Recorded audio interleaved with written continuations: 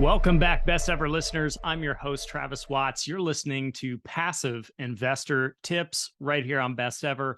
Passive Investor Tips is simply the fundamentals, the mindset, the tips, the strategies to being a passive investor, whether we're talking about real estate or other. Occasionally, these episodes do have some value to active folks as well.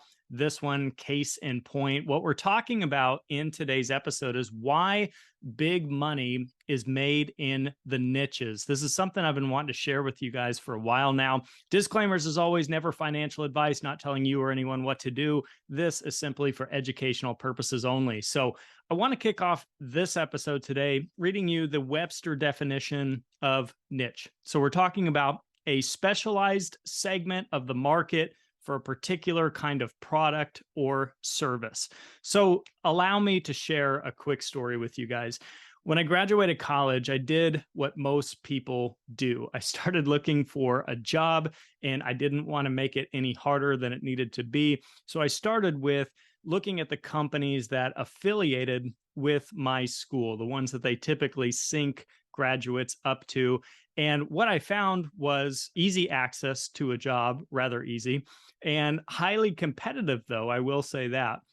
And ultimately, entry level to low paying job. That's where everybody went. That was the path that most people were on. Fast forward several years later, I was working in the oil and gas industry. I decided I had enough passive income to then quit that job and pivot careers. What I really wanted to learn was more about the financial system and more about investing. So I went looking for a financial services job. And again, I did what most people would probably do. I got online, I typed in financial services jobs. And what I was looking for is some that didn't require a ton of experience or background in that field, because that is not what I went to college for. So I knew I wasn't going to be able to get these, high-end jobs, so to speak. So the result was basically the same. I found that there was a lot of competition going for the entry level to the mid-management level of jobs in that sector. And again, mostly low-paying jobs. So it's been said by Elon Musk, allegedly, that you get paid in proportion to the difficulty of problem that you solve. So in other words, you send people to Mars, or you create an electric car company that serves the masses, and you might have a good chance of making a lot of money. Whereas you look for an entry to mid-level job at these same companies, and you're looking at kind of a modest, mediocre salary. That, my friends, is just how the world works, for better or for worse. But let's examine real estate and how it fits into this discussion. So I'll start out by asking you this. How many people, if we think about the United States of America and you look at every single person who lives here, how many people do you think have an interest in investing in real estate? We'll just start with that at large. Any type of real estate, single family, multifamily, office, industrial, hospitality, whether they're active, whether they're passive, just in general. I'm just going to throw a number out there and say maybe 30% of the population would have some kind of interest, whether they're doing it now or just are thinking about maybe doing that one day in real estate at large. Well, if we narrow that down and we say, okay, out of that 30%, how many people are tuned into the message or interested in specifically multifamily real estate, whether we're talking a duplex or whether we're talking a 600 unit apartment building? How many? Maybe that narrows now down to, let's say, 10%. So now out of that 10%, how many do you think are interested in pre-existing value-add multifamily apartments? So that may narrow it down to, let's say, 5%, because some people may have had an interest in new development multifamily or opportunistic, or, like I said, a duplex or something like that. But now we're talking about larger units, value add. Now let's take it a step further and say how many of those people out of that, 5% or so, are interested in being a limited partner in a multifamily value add syndication. So now we might be looking at perhaps 3% of people. And we could continue taking this further down, and we could say how many of those folks are accredited investors that actually have the money or the means to do this investment and are willing to take action and actually do that. So now we're looking at probably close to 1% or less of the general population. And as much as my world really revolves around these kinds of conversations day in and day out, it's good to realize that this is really a super niche that we're talking about. Less than 1% of people actually doing this stuff. And this is one reason why riches are made in the niches. It's just simply because most people aren't doing this. So if you move toward where everyone else is going, if you do what everyone else is doing, when we talk about the majority or the masses, it can be very difficult to find the money.